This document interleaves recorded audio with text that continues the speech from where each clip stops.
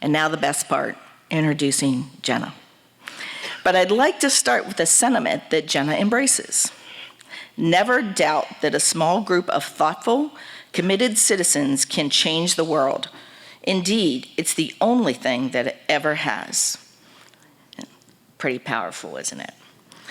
So is Jenna Knox, by the way. She's the Foundation Director for Mission Cancer and Blood, has been working hard to make Central Iowa a better place for most of her career.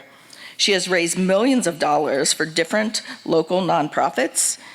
In her previous role at Broadlands Medical Center, she worked to strengthen the relationship between a hospital and the community in a variety of ways, including championing LGBTQ inclusive efforts, a program to improve nutritional security for chronically ill patients, and providing underserved residents with supplies like hand sanitizers during COVID. In 2021, she was elected to the Des Moines Public School Board, helping guide the largest school district in Iowa through the challenging educational landscape post-COVID. Others have taken notice of Jenna's relentless passion for making Central Iowa a better place as well. Alicia Claypool, founder and executive director of Iowa's Interfaith Alliance, wrote, with an extensive professional background spanning diverse sectors, including healthcare, education, and nonprofit organizations, Jenna brings a wealth of experience, expertise, and compassion to any endeavor she undertakes. And Trudy Hurd wrote, I've known Jenna for several years as an influencer in her professional roles, a committed participant in increasing the quality of life in Des Moines, and an active, passionate elected member of the school board, and an involved, attentive, and even a fun mom. I think that's pretty good praise.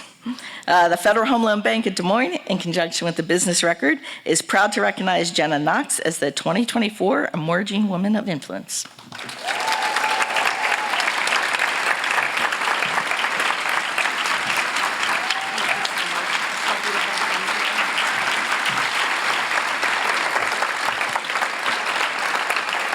Thank you.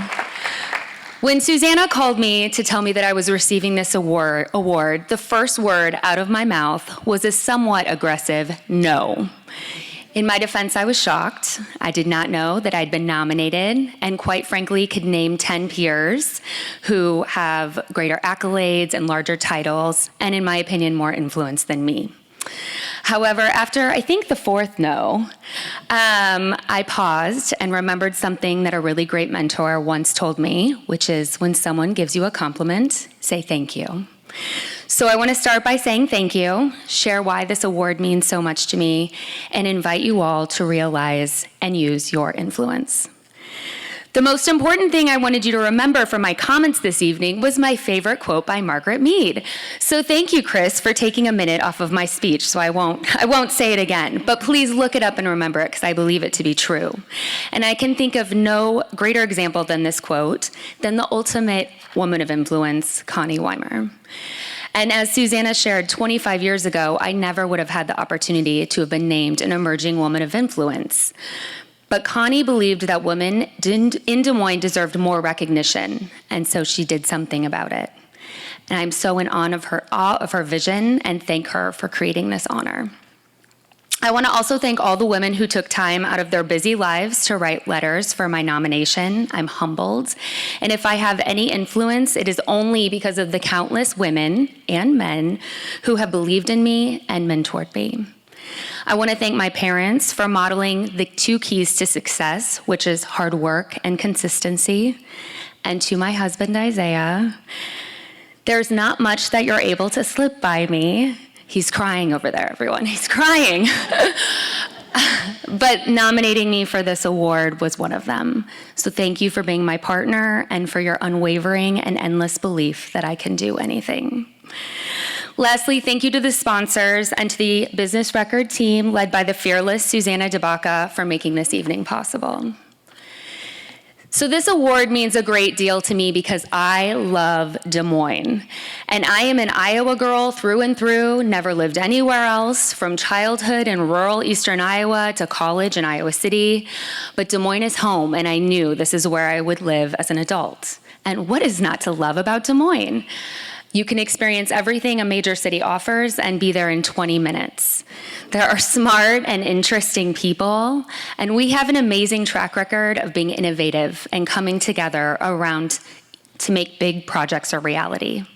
Yes, we still have complex issues to tackle, but what history illustrates is that when our community is faced with issues that feel big or scary, we show up for one another and we tackle it together. And that's a pretty special and unique legacy that must continue. Because when I look out at my two daughters, who I can't see because they're behind the pole, girls, okay, there they are. I want them to be able to stand here when they're my age and say that they love Des Moines and that they're proud to call Des Moines home. In 40 days, I turn 40. And that milestone means something different to me after having spent the last 15 months working in the cancer field. Time moves quickly, and nothing is certain at any age. So while my influence may be emerging, I hope that you'll be inspired by my comments to promptly use your influence in the following ways to ensure that Des Moines stays strong for our next generation.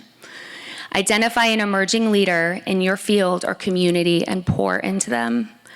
Spend time with a mentor to carry their lessons and legacy forward. Take action. Be the change you want to see. Surround yourself with people that bring you joy and inspiration. Give generously of your time and talents to our community's causes that motivate and move you. And most importantly, be kind.